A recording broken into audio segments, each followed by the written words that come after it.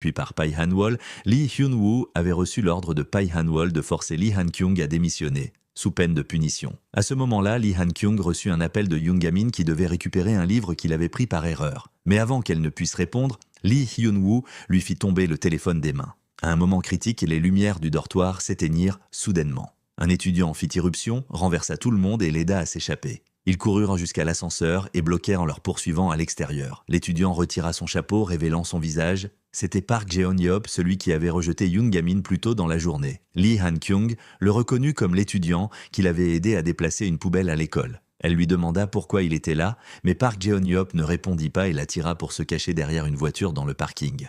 Lee Han-kyung essaya d'appeler la police, mais leur cachette fut découverte et son téléphone lui fut arraché. Park Jeon-yeop la tira pour s'enfuir, mais ils tombèrent dans une embuscade des deux côtés. Pendant ce temps, Yoon-gamin n'arrêtait pas d'appeler le téléphone de Lee Han-kyung, sans réponse. C'est alors qu'un motocycliste passa en criant « Je les ai trouvés ». Pressentant un problème, Yoon-gamin le suivit. Park Jeon-yeop fut roué de coups et tomba au sol. Lee Hyun-woo le reconnut comme le camarade lié à une affaire de meurtre non élucidée datant du collège et ordonna à tout le monde de l'attaquer. Alors que Lee Hyun-woo était sur le point de frapper la professeure, il fut soudainement arrêté par Yoon-gamin qui était arrivé juste à temps. Yoon-gamin retira ses lunettes et maîtrisa tout le monde. Il alla ensuite voir comment allait Lee Han-kyung, tandis que Lee Hyun-woo en profitait pour s'enfuir. Park Jeon-yeop essaya de le suivre mais s'effondra à cause de ses blessures. Yoon-gamin tendit la main pour l'aider, mais Park Jeon-yeop le repoussa et lui rappela que leur rêve de créer un groupe au lycée technique Yusung ne se réaliserait jamais. Après le chaos, Lee Han-kyung retourna dans sa chambre,